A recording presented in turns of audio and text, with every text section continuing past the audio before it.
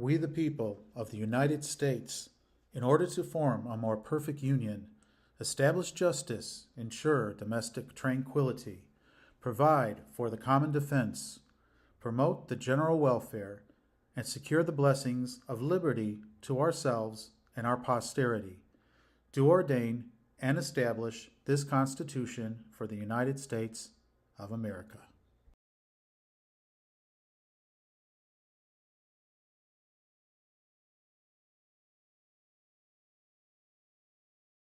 Welcome to episode 21 of Michael's Corner. My name is Michael. It is hard to believe that we have just passed the 20th episode of the show. I want to personally thank everyone who has followed me so far. There is more to come. If you are new to this channel, or even someone who follows but hasn't subscribed yet, please like, subscribe, and share this content with friends and family. Also, please check out our store at newimage.store.com for all of your holiday needs.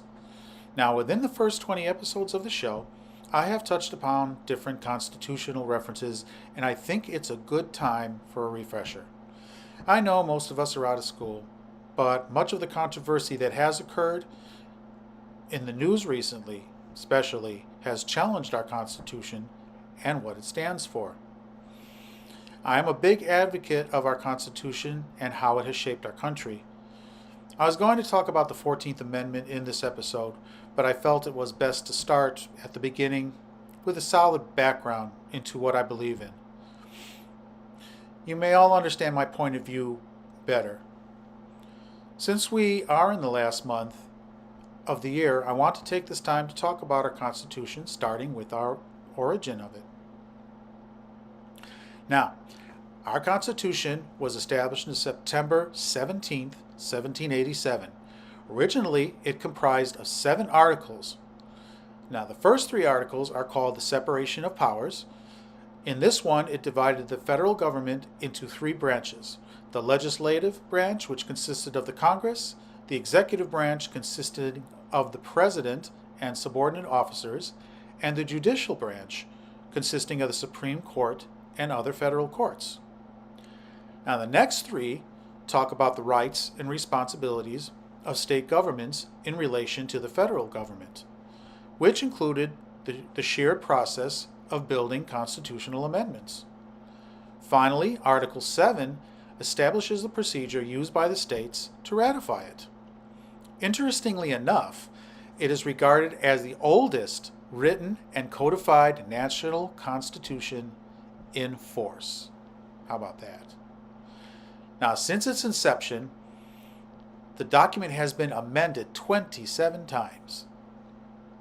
Of these amendments, the first 10 are known as the Bill of Rights, which offer specific protections of individual liberty, justice, and place restrictions on the powers of government. It is the Bill of Rights that I'll be talking about starting in the next episode. I hope you'll find my take on the 10 amendments that make up the Bill of Rights interesting and informative. Also, you may have noticed that I have changed backgrounds. This background is very appropriate for what I am going to be talking about, and it was the original one when I first started the show that I was going to use. So if you guys want me to retain this background, let me know in the comments and I will do that for you guys. But moving on. Once the series on the Constitution is over, I'm going to return to the normal background, like I said, unless you guys want it to stay permanently. Now on with the show. Why talk about the Constitution now, you may be asking?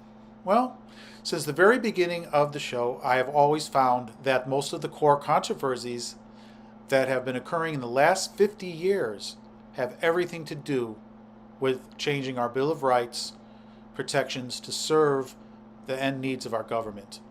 The government is finding our Constitution inconvenient, and so they keep trying to change what kind of country this is. And I have talked about this before in a previous episode. It is a sad truth, but it needs to be said. We are losing our way from what the Founding Fathers originally intended. Let's take a moment and talk about the phrase Founding Fathers. Now, this phrase was created by Warren G. Harding in 1916.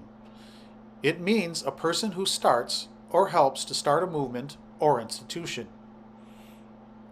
Now, by this definition, there are 7 men who were instrumental in creating the Constitution, and this is based in history. Now, the 7 men who created this document were John Adams, Benjamin Franklin, Alexander Hamilton, John Jay, Thomas Jefferson, James Madison, and George Washington. These 7 men wanted to form a better form of government for the new country based upon liberalism and Republican ideals. Now, some people think that the Constitution has outlived its usefulness.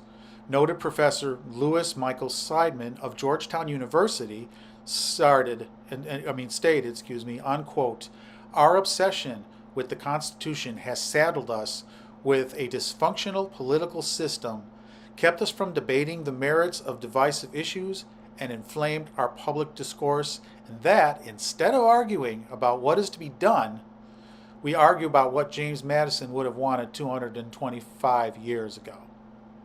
Is he right? I don't think so. The Constitution may be dated, but I feel that we can still learn a lot from this document about what it's like to have a free country. That is why we have amendments. I feel that the amendments specifically are designed to keep up with current issues while still holding true to the old adage, life, liberty, and happiness.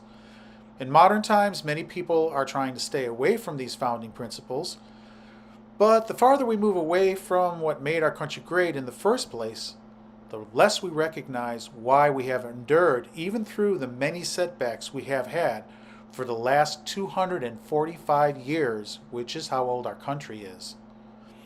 That is my soapbox for this episode. I'll be back in a moment for my question of the day. See you in a bit.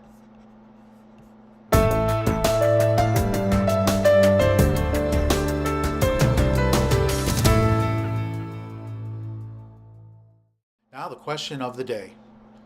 As I stated earlier, some advocates believe that our Constitution is outdated and should be replaced. Do you agree? If you do, please list in the comments the reason you think so and what you would use to replace the Constitution. And that's my question for the day. And right now, you guys haven't sent me any questions, so I have nothing to answer as far as that goes. Now, what happens next will be called the discussion section. I'm changing the show a little bit to make it more interesting for you guys. Now, you may have noticed that I have separated the questions for the day and discussion parts of the questions and answers section that you've seen in previous episodes. This allows me to focus better on relevant questions, and the discussion part of the show will appear if you guys have questions or discussions you want me to have. This is entirely up to all of you. As I said from the very beginning, that's why I created this show. It's for you guys. Now, if you want, if there's any type of section you want me to add, just drop me a comment about what would you like to see in the show. Okay? On with my final thoughts for the episode for the day. See you in a bit.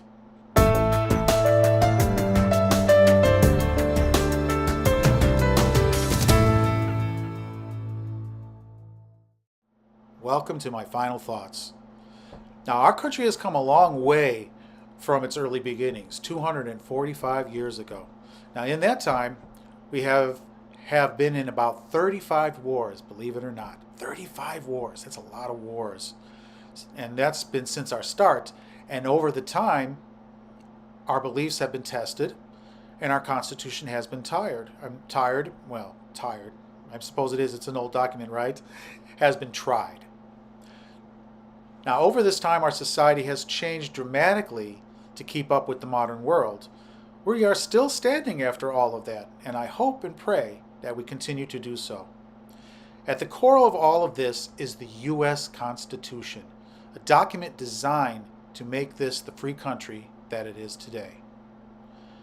Now, in this episode, we talked about the origins of the Constitution, how it was created, why it was created, and the controversy surrounding it today.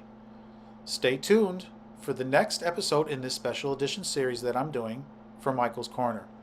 We will be talking about the First Amendment next time, and I hope you will watch it. Until that time, I want all of you to be safe, be careful, be open-minded, and I will see you in the next episode of Michael's Corner. Thanks for watching.